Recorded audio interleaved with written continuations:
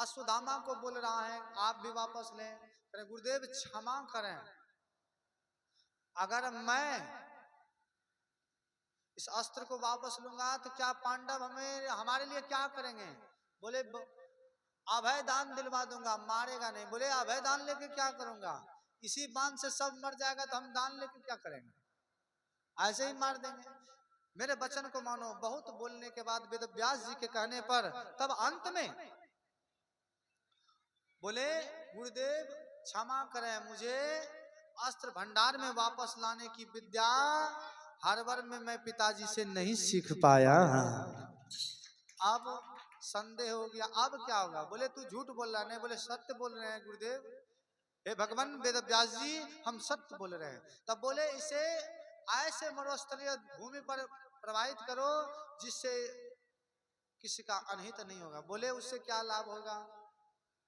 तो बोले अभिमन्यु के पत्नी उत्तरा के गर्भ में इस ब्रह्म अस्त्र को छोड़ दिया। अब बोले अगर उनकी मृत्यु हो जाएगा तो सब शांत हो जाएंगे। अब कोई नहीं बचेगा इनके कुल में नहीं बचेगा। पांडव जीत कर भी हार जाएंगे, क्योंकि एक उत्तरा ही बची थी जो उनके पुत्र को जन्म देने वाला, अन्यथा सब तो गुजर ही गए थे। पांडव को अश्वत्थामा छल से मार दिए थे सोए हुआ अवस्था। जब इतना सब कुछ हो गया, भगवान श्री कृष्ण जी अपने सुदर्शन से देवी उत्तरा के गर्भ को बचाएं और ब्रह्मा जी की आज्ञा अनुसार वह अपना ब्रह्म लोक चला गया ब्रह्मास्त्र। और वही उत्तरा के गर्भ का बालक राजा परीक्षित से नाम से विख्यात हुआ। और तक्षक नाग को श्राप लगा था उनको काटने का, और उसी समय से 7 दिन का श्रीमद् भागवत प्रारंभ हुआ। ये श्रीमद् भागवत महापुराण की कथा है। यहीं से भागवत शब्द का उत्पत्ति हुआ था, समझ गए? अब वापस आ जाए अपने लोग, राम लोक ना, भागवत से राम लोक वापस आ जाए। तो हम कहाँ थे? इधर उतना दूर चले गए तो पीछे भूल गए। अब बताएं कहाँ थे? जी नहीं महाराज, वरदान मांग रहे हैं। वरदान मांग रहे थे ना, कोई दूसरा वर मांगिए। तब कहते हैं अगर इतना आप कर रहे हैं तो थोड़ा हमको समय दें सोचने का। बोले सोचने का समय कब मिलेगा? बोले जितना देर आपको या आने में विलंब हुआ उतना देर आपको समय देना होगा। इस प्रकार से हिरण्यकश्यपु ब्रह्मा जी को रोक कर रखे। तब अंत में जाकर सोचते सोचते कह रहे हैं प्रभु अगर आप हमारी भक्ति से प्रसन्न हैं, क्या आप अगर हमारी भक्ति से प्रसन्न हैं, ना मैं घर के भीतर मरूं ना घर के बाहर। बोले अब कह दे तथास्तु। बोले नहीं नहीं, अभी दम मारे, मेरा वाक्य को पूर्ण होने दें। ना मैं पृथ्वी पर मरूं ना आकाश में। बोले अब दे दे। बोले नहीं नहीं, अस्त्र है महाराज, इतना छटपट क्यों कर रहे हैं? इतना बड़ा तपस्या किए हैं और आप तथास्तु कहने के लिए जा रहे हैं? रुक जाइए। कह रहे हैं ना मैं दिन में मरूं ना रात्रि में, और कह रहे हैं 12 माह के अंदर ना मरूं। अब सोच लें कितना माह का समय होता है? 12 माह। अब ये 12 माह में ना मरूं, अब 12 माह में नहीं मरूं। बोले अब भी बोल दे। बोले नहीं अभी रुके। बोले आपके बनाए हुए सृष्टि में जो भी जीव जंतु बनाए हैं उसके हाथों ना मरूं, और ना मनुष्य से मरूं, ना देवताओं से, न किसी से न मरूं। तब कहते अंत में ना मैं अस्त्र से मरूं ना शस्त्र से मरूं। इतना वरदान मांगे। इतना वरदान मांगने के बाद बोले अब ठीक है। बोले अगर थोड़ा मोड़ा बचा है तो वो भी मांग लेता हूं। बोले जल्दी मांगो। अब सोचने लगे।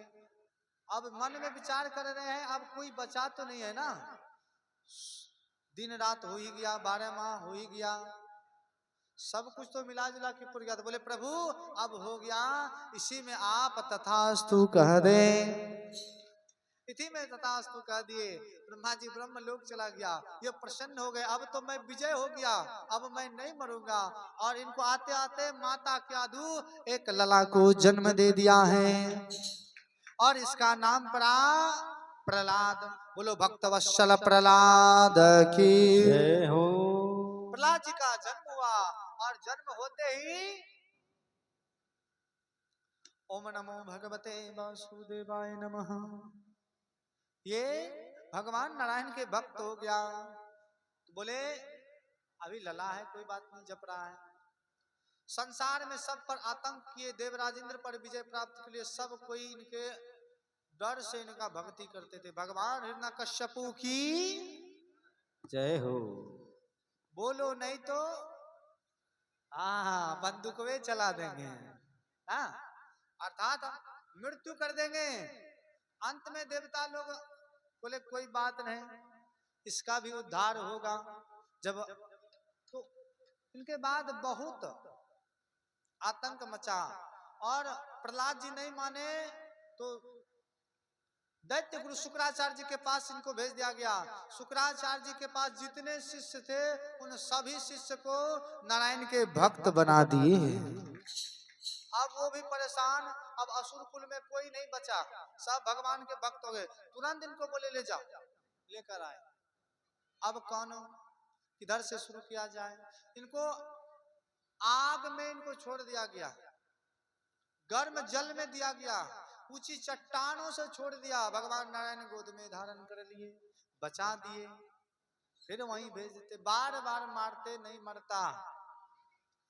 तो इनकी बहन सिंगिका जो थी वो बोले मेरा जो पुत्र अनुहाद है उनके पास भेज दिया जाए। अनुहाद जी के पास जब भेजा तो प्रथम बार प्रहलाद जी मिले थे अपने भैया से, अनुहाद जी से, और वो एक कुआं था, अंधा कुआं, जिसमें कि सिर्फ सर्प ही सर्प था। तो प्रहलाद जी को सोचे उस कुआं में ढकाल देंगे, और प्रहलाद जी मिले भैया से और उसमें गया।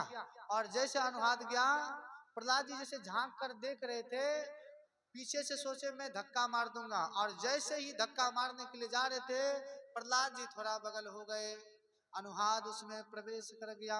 सर्प के स्पर्श करने से मृत्यु हो गया। सिंह का रोने लगी, हाहाकार मच गया कि अनुहाद का मृत्यु हो गया, अब क्या होगा।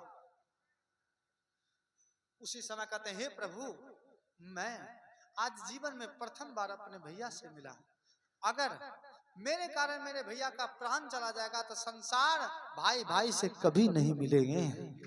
इसलिए प्रभु अगर मेरा प्राण जाने के बाद मेरे भैया का प्राण वापस आता है तो ये तत्पर है आपका भक्त